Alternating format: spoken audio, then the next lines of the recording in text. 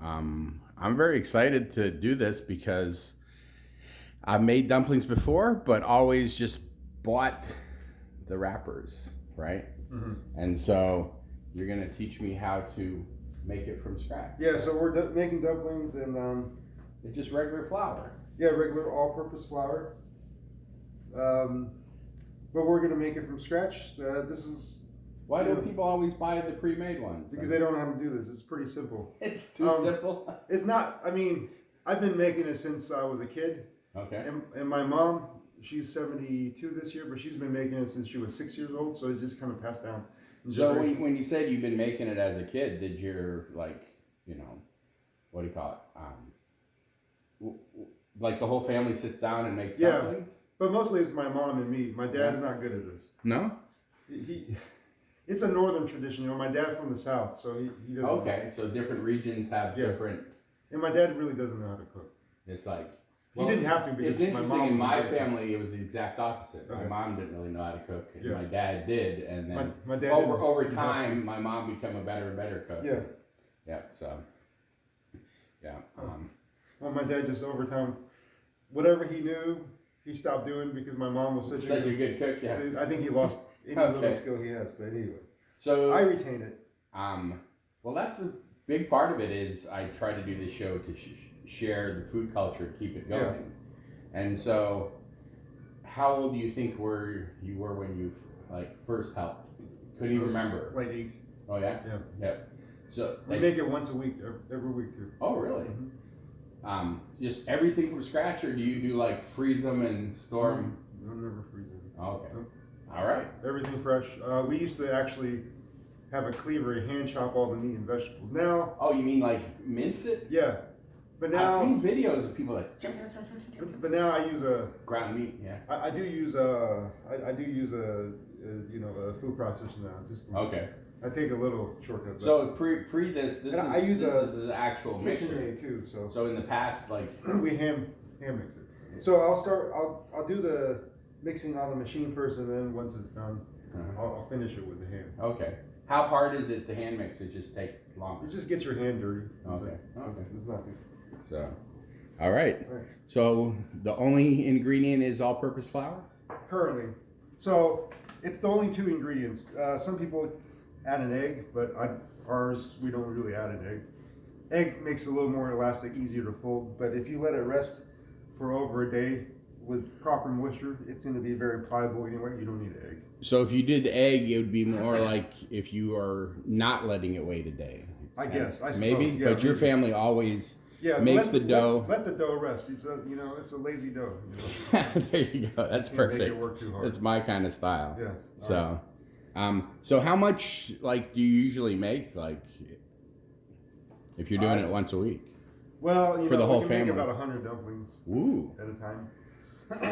But I don't really measure, with the exception of a bowl, just like a bowl like this. But it doesn't matter. But that's not your fancy Chinese bowl. No. You had the one where it had light went through it. Yeah, I guess I can show that too. It's does it even show on the camera? I don't know. Probably not. If it does. We'll see. So this is the Chinese bowl that I was just showing you. The way it's made, it allows some light to pass through the design. I can see little dots of light. Let's see. I'm gonna try this. I wonder if you can see it now. Oh yes. Right? Yeah, you can see it totally. Okay, so this is obviously, I can see it even from here. It's just lighting up, right? That's awesome. But this obviously is there's actually no holes, but the way they make it, I'm not sure how, but it makes it translucent, and just the design makes it light up. So that's like the size bowl you need for the flour. Yeah, well, I mean, it doesn't matter what the size. If you want a bigger bowl to make more dumplings or more dough, that's fine. I mean, what ends up happening if you make more? You just have to eat more. Yeah, or you can make them into Chinese pancakes and whatever. Okay. Yeah, scallion pancakes, kind of like Indian naan. It's like more savory, but. So you just pat it out into a pancake and roll it out, and green onions in it when you fry it. Or? Yeah, put a little oil inside, a little salt, roll it up into like a cinnamon bun kind of thing. Okay. And then you roll that into a flatter thing, and then you fry it. Okay, so you're not waste the flour. No, never waste flour. Yeah. I always try to figure out little tricks, even if I have a little bit at the end that's like not enough for something. Try to figure out a way to not waste it. Yeah. So, all right. So maybe your question is, if you don't have a standard bowl size, how do you determine how much flour and how much water? It's a very simple, rule to this is 3-to-1 ratio. Whatever size bowl you use, you fill up 3 bowls of flour and then 1 bowl of water. Okay.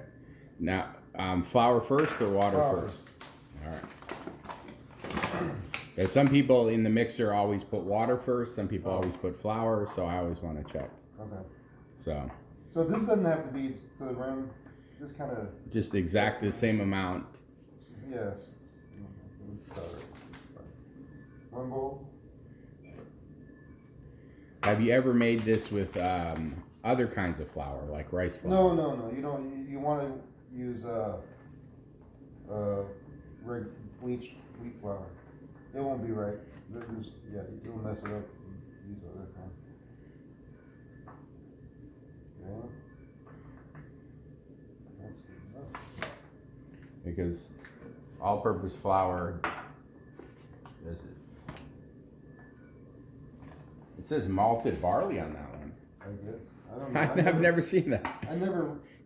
Never look at it. You just buy I don't all-purpose really flour. look at the ingredient. I just look at what does it say on the package. Okay, all-purpose flour. You can use it for anything. You can actually. It's better, slightly better if you use bread flour. At least that's what my mom says. So you know what bread flour is? I don't know. Is It's it like, a little finer? I don't know.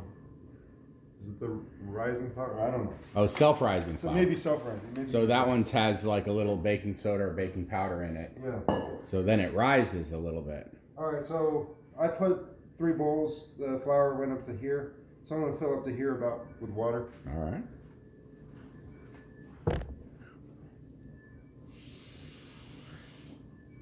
And it doesn't matter the temperature of water. It does not matter. Yeah. I've seen some recipes that say it has to be room temperature, it has to be cold, it has to be warm, whatever. And so. So now I'm going to cheat a little bit. Use my KitchenAid. I love just like.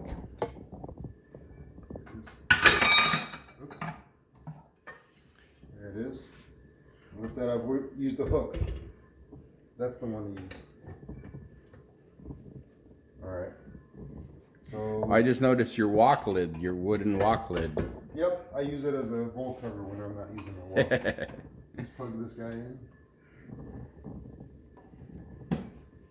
And drop this down. Now, did you get that specifically to make dumplings, or No. you make a lot of different things? Yeah, but the only thing I use it for is dumplings. My wife doesn't even touch this. So we're gonna put on first setting and start letting it mix. I'm gonna get a little bit of flour. Be right back.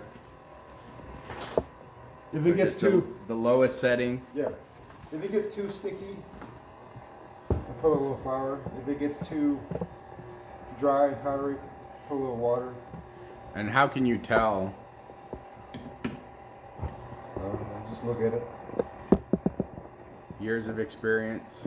I mean, and give it a little patience. Sometimes you're like, oh, it's not wet enough, and then you're just not giving it enough time for it to coalesce, So you do a look.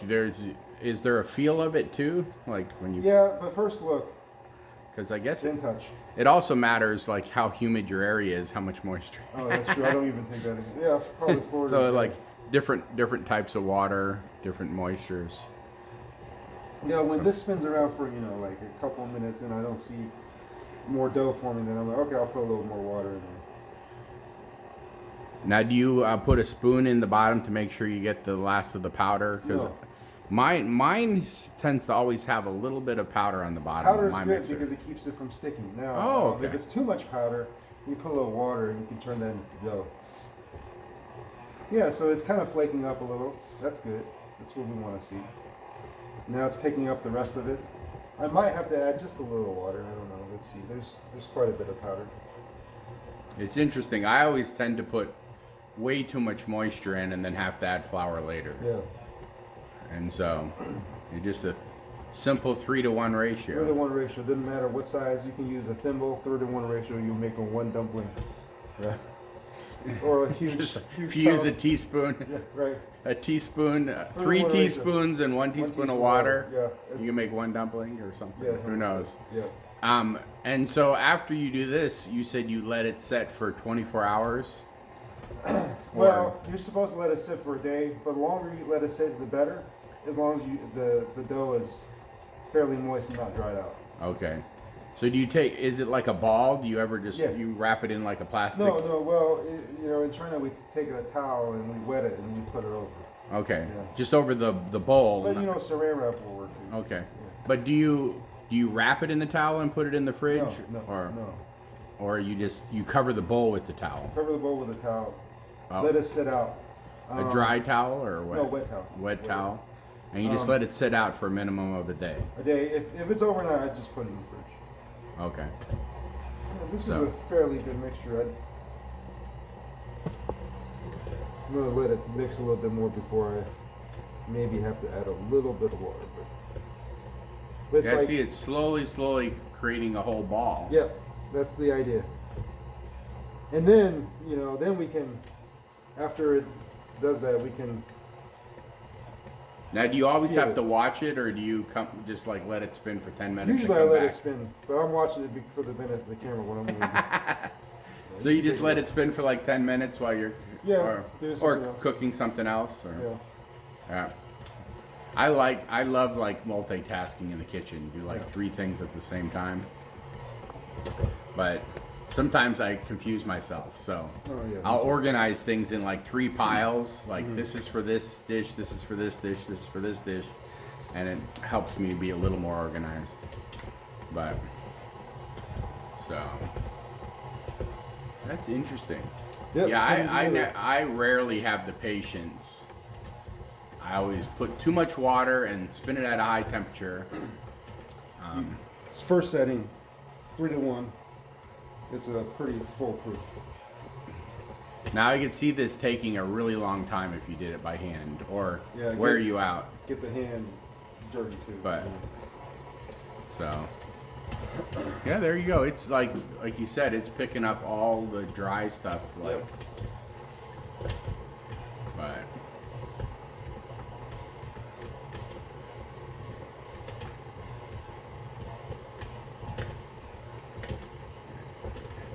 and so tomorrow we'll have to roll this out really thin. We'll roll it out tomorrow. Yeah. Yeah, make some dumplings. Now, Start it off for a second. Now, did you use the same recipe to make chicken and dumplings? No, that's an American thing. I don't know how to do that. Okay. Feels good. I have someone coming on the show that's gonna try to teach that, but Okay. we'll see. And yeah. So Feels.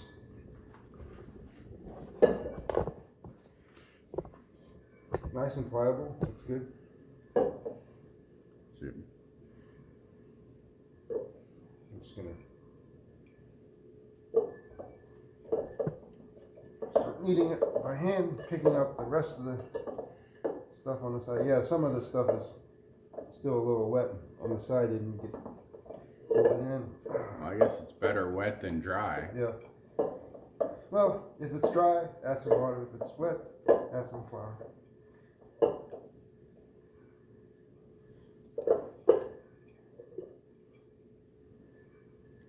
Really get into it. Yeah. I think it's slightly dry, but that's okay. I'll put a little water in here.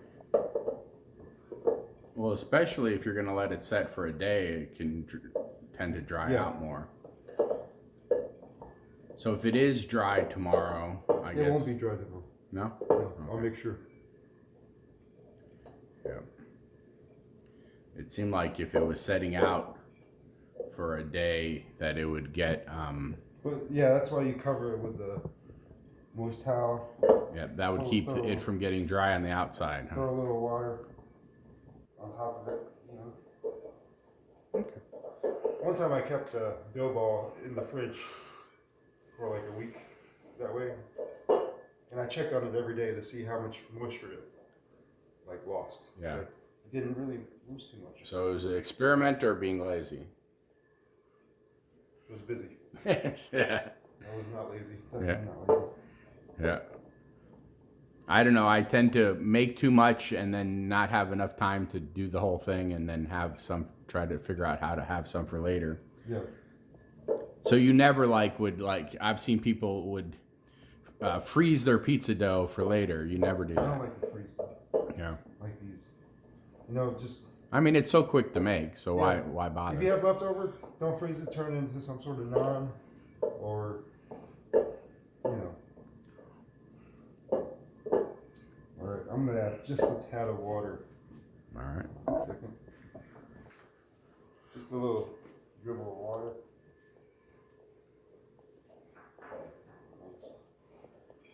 Makes it easier to work the dough. I guess if you make it too moist, it would be sticking to your hands, because it doesn't seem like it's sticking to your hands at all. Ideally, you want to come clean. Have it dry enough that it's not sticking at all. Yep. So.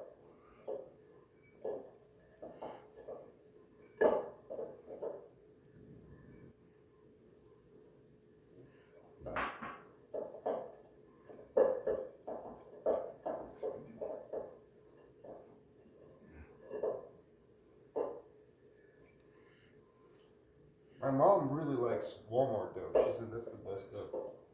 You mean their flour? Oh yeah, flour. Yeah. Huh. Walmart flour. I wonder why. What's the difference? I don't know. You think that'd be like the cheapest quality, right? Yeah, but Chinese dumplings pretty basic. Like, do you want the stone ground, unbleached, unfiltered flour? No, we want the most refined type of flour you can find on their Walmart brand. Right. Oh, good. Now it's good.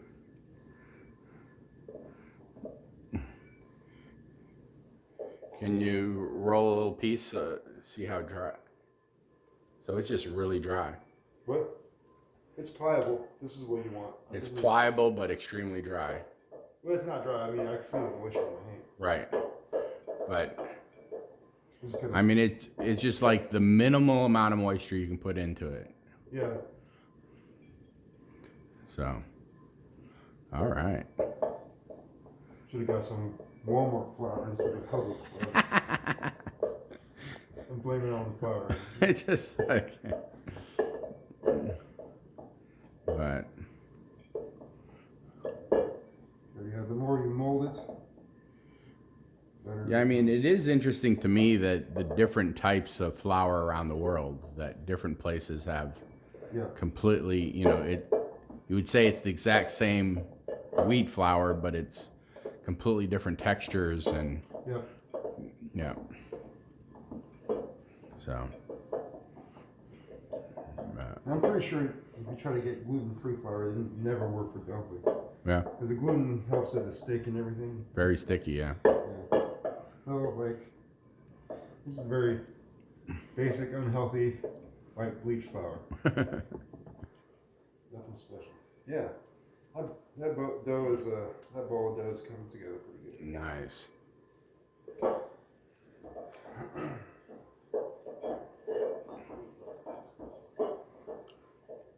And you're not being gentle with it at all. You're like, No. I mean, you're really pushing into it. Gotcha. Yep. They say that a samurai sword in Japan, you have to fold it 500 times Ooh. to get that consistent quality of steel. So This is the Chinese version of the dough. Are you counting? I'm not counting, but At least get 200. Now, after you put the next day, do you knead it a bunch more? Or? minimally. Okay. Because what do you think the letting it sit for a day does to it? I'm not sure. Yeah, it must do something with give it some further elasticity. Yeah. Just like. Because it's never good to just get done and then start rolling on. Never good. Yeah.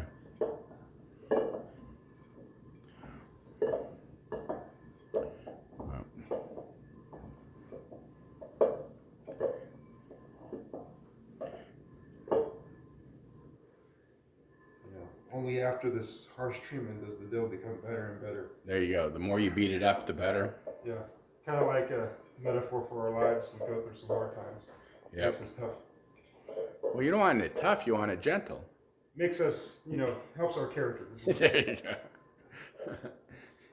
We don't like it at the time. I'm sure the dough doesn't like when I'm continuously pounding on it, but builds character. yeah, it's a better quality at the end when you finish. Just like. So you're saying if you bought better quality flour, it would be better just from the start. You wouldn't have to do so much. I'm not saying that. My mom to this day still maintains best flour for dumplings, Walmart brand. Just like, yeah, it's just like not Pillsbury, not Stone Mill or whatever the heck yeah. It's called. Other brands. Man, you can actually feel a difference too. Like when you start, it's gritty, and then as you do it, it starts absorbing that moisture. Feeling like those putty kind of. Oh, okay. Yeah. So you're really trying to incorporate, yeah, I mean that moisture in with the minimal amount of moisture into it, but really incorporate it in. Nice. This might be a pretty boring video because all I'm doing is just pounding on the dough. Just like however long it takes. Yeah. Do you want to talk about while you're doing that the different things you put inside or traditionally? Yeah, it's different. So this is mainly a northern type of food. The best way to cook dumplings, boil it. That's the best way. I always thought that people steamed them. Oh, okay. That's from the south. The south, they have some sort of dumpling, but it's like a rice kind of based flour. Okay. I don't know how to do that. I'm not from that area. Got it. And that wrap is so delicate. If you drop it into boiling water, it's going to disintegrate. So that's why they steam it. Got it. That's the only way to cook that. But these dumplings from the north, made from flour, they're hardy. You can throw them against the wall. You can throw them in the pot, boiling water. They love it just fine. Yeah. What do you think's the most common thing you put inside of it? Oh yeah. Well, different areas have different things. Very common would be like Napa, cabbage, and pork, ground pork. But I like, my favorite is a northern style where it's ground pork and Chinese sour cabbage, which tastes kind of like sauerkraut. Okay. Yeah. But most likely what we're going to put in this, for this cooking show, probably will be ground pork or ground beef and celery. Okay. We'll do that. Hey, or just turn on my oven. Oops. Yeah, it's highly sensitive, that thing. I leaned up Here against it. Yeah, there we go. There you go. So, and then in the what you actually put inside, you don't put tons of flavors, do you? Because you have dipping sauces, or you do put a lot of flavors. Yeah, you put a lot of flavors inside. Okay, so you don't need dipping sauces. You don't, but I like it. Yeah, I'm enhance it. Sauce heavy guy kind of person. So inside you put salt, sugar, white pepper, which I don't have, but that's okay. Ginger, scallions, a little oil, cooking oil, sesame oil. Did I say sesame oil? Yeah. Oh man, that's really flavorful. You don't. Yeah. Some people put 5 spice. My wife doesn't like 5 spice. I don't like it either that much. But I tend to leave it out. Oh, Chinese cooking wine. Yeah, that's. Yeah. Soy sauce. Did I mention soy sauce? Yeah. That's about it on the inside for these. Yeah, very flavorful. Yeah. And then for dipping sauces, traditionally in China, Certain regions use a type of malt vinegar that's black, and then certain regions use soy sauce. And then you can use chili oil, garlic, raw garlic. You like to chop it up, put it in the sauce.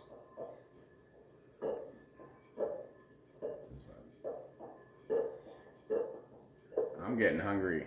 I just made you breakfast. It's just like, I'm just like, more dumplings. Yeah.